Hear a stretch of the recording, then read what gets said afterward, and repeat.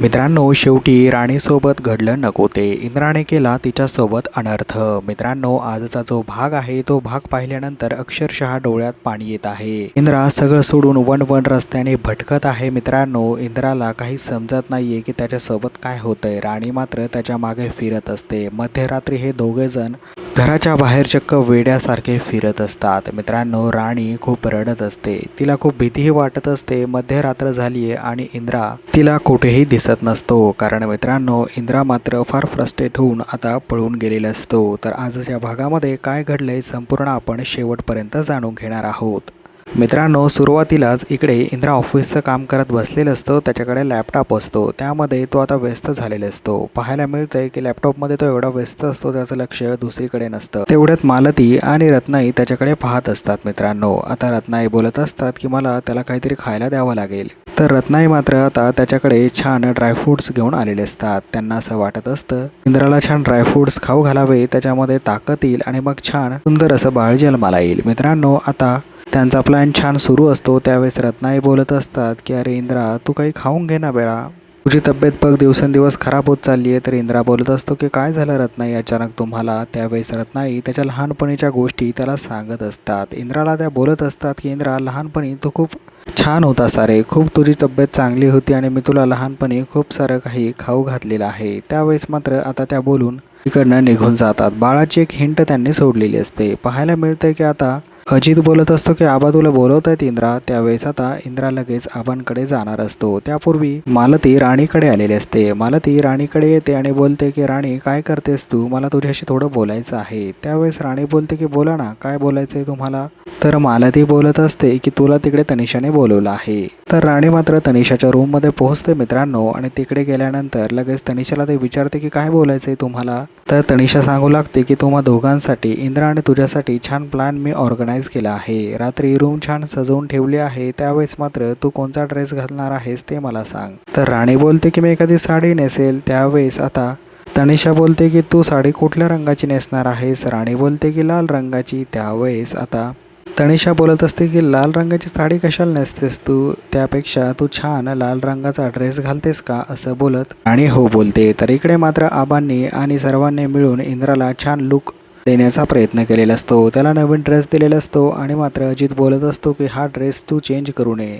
आता रत्नाई आणि मालती प्रचंड खुश असतात, कारण आता या दोघांना आज रात्री त्यांना हनीमूनसाठी रेडी करायचं असतं. मित्रांनो, पाहायला मिळतं की इंद्रा आता छान ड्रेस घालून राणीच्या दिशेने जातो. तेवढ्यात मात्र आता त्याला मध्येच तनिषाने गाठलेला आहे. तनिषा बोलत असते की इंद्रा, अरे तुझ्याकडे थोडा वेळ आहे का, मला बोलायचं आहे. त्यावेळेस आता इंद्रा बोलतो की बोल ना, काय बोलायचंय तुला माझ्याशी. तर जाणून बुजून तनिषाने त्या रात्रीचा विषय पुन्हा एकदा काढलेला आहे. असं बोलत आहे की तू मला फार स्पेशल टच त्या दिवशी केलं होतं आणि ते मी कधीही विसरू शकत नाही. असं बोलून त्याच्या डोक्यात त्या रात्रीचा विषय तिने घातलाच आहे मित्रांनो. आणि त्यानंतर इंद्रा तिकडे निघून जातो. राणीच्या रूम मध्ये तो जाणार असतो. तेवढ्यात उर्मिला बोलते, वाह काय छान होल दिलीस. तर मित्रांनो, रूम मध्ये राणीने चांगलं डेकोरेशन केलेलं पाहायला मिळतंय. राणीने अतिशय छान कॅन्डल लाईट्स तिकडे लावण्याचा प्रयत्न केलेला असतो. तिचा मूड अतिशय छान असतो मित्रांनो. ती मात्र आता इंद्राच्या हलगत जवळ येत असते. त्याला ती बोलत असते की इंद्रजीत, आजचा दिवस जो आहे ना, तो आपल्यासाठी खूप खास आहे. त्यामुळे तुम्ही आजचा दिवस कधीही विसरू नका. मी तुमच्यासाठी आज सर्वस्व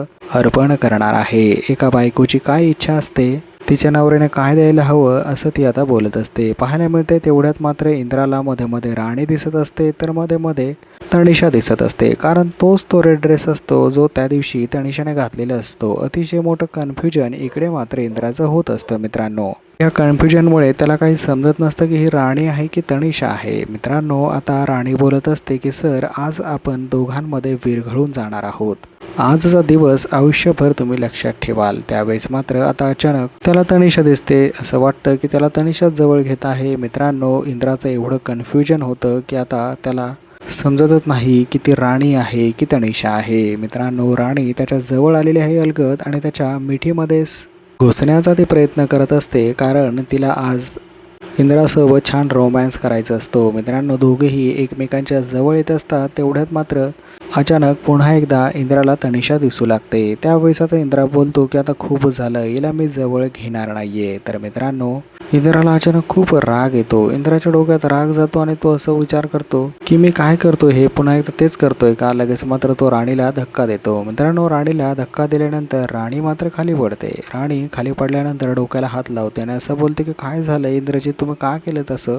इंद्रा बोलतो की माझ्याजवळ कधीही परत यायचं नाही, माझ्याजवळ तुला येण्याचा काही एक हक्क नाहीये. असं बोलत आता मात्र तिकडनं इंद्रा निघूनही जात असतो. तर राणी मात्र डोक्याला हात लावून बसलेली असते. तिला टेन्शन आलेलं असतं, काय झालं हे अचानक. तर मित्रांनो, इंद्रा मात्र आता रूमच्या बाहेर आलेला आहे. बाहेर येताच तो मात्र आता फार कन्फ्युज्ड आहे आणि कुणाशी काही एक बोलत नाहीये. मध्यरात्र झालेली आहे, घरामध्ये सर्वजण झोपलेले आहेत आणि इंद्रा मात्र आता भन्नाट फास्ट पळत चाललेला आहे.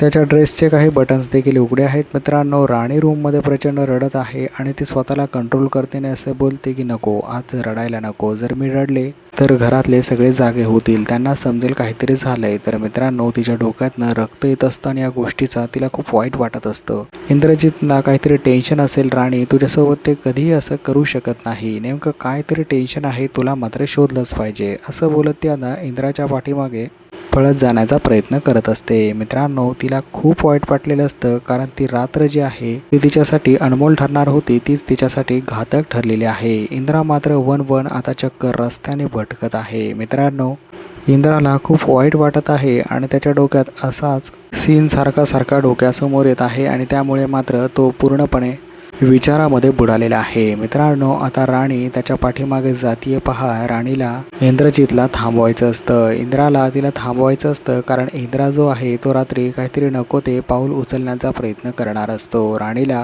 काही समजत नसतं. मित्रांनो, राणी मात्र मध्यरात्री आता चक्क बाहेर आलेली आहे. बाहेर खूप सारा पाऊस पडत आहे आणि ती जोराती पळत आहे. जोरात पळत असताना मित्रांनो पाहायला मिळतंय की आता इंद्रा जो आहे तिला कुठेही दिसत नाहीये. इंद्रा कुठेही दिसत नसल्यामुळे ती खूप कन्फ्युज्ड झालेली आहे आणि तिच्या डोक्यात विचार येतो की इंद्रजित सरांनी काही विचित्र पाऊल तर उचललं नसेल ना. देवा, कृपया इंद्रजित सरांना सुखी ठेव, असं ती देवाकडे प्रार्थना देखील करत असते. मित्रांनो, तिची धाकधूक खूप वाढलेली असते. तर इंद्रा मात्र अजूनही पुढे निघून गेलेला असतो. इंद्राला आता कायमचं कुठेतरी निघून जायचं असतं. खरं तर तो इतका फ्रस्ट्रेट झालेला असतो या तनिषामुळे, त्याला समजत नसतं की काय करावं आता पुढे. तर मित्रांनो, पाहायला मिळते की आता सकाळी सगळेजण इंद्रा आणि राणीला शोधत असतात. तर त्यावेळेस मात्र आता मालती बोलत असते की अरे हे दोघं कुठं गेले सकाळ सकाळ निघून. तर त्यांना तनिषा सांगण्याचा प्रयत्न करते की अहो मालती आंटी, ते दोघे आता मात्र मध्यरात्री कुठेतरी निघून गेले आहेत. म्हणजेच राणीच्या डोक्याला काहीतरी लागलं होतं पहा आणि इंद्रा देखील फार टेन्शनमध्ये होता. मी त्या दोघांना रात्री जाताना पाहिलं, मला वाटलं येतील ते दोघं, परंतु अजूनही आले नाहीत वाटतं. तर मित्रांनो, असं बोलत आता जे आहे सगळ्या घरच्यांना टेन्शन जे आहे तनिषाने दिलेलं आहे. खरं तर तनिषाच या गोष्टीचं मूळ आहे. मित्रांनो, आपल्या सर्वांना माहीत आहे. तर पुढील भागामध्ये आता नक्की काय होईल पाहणं खरंच इंटरेस्टिंग असणार आहे.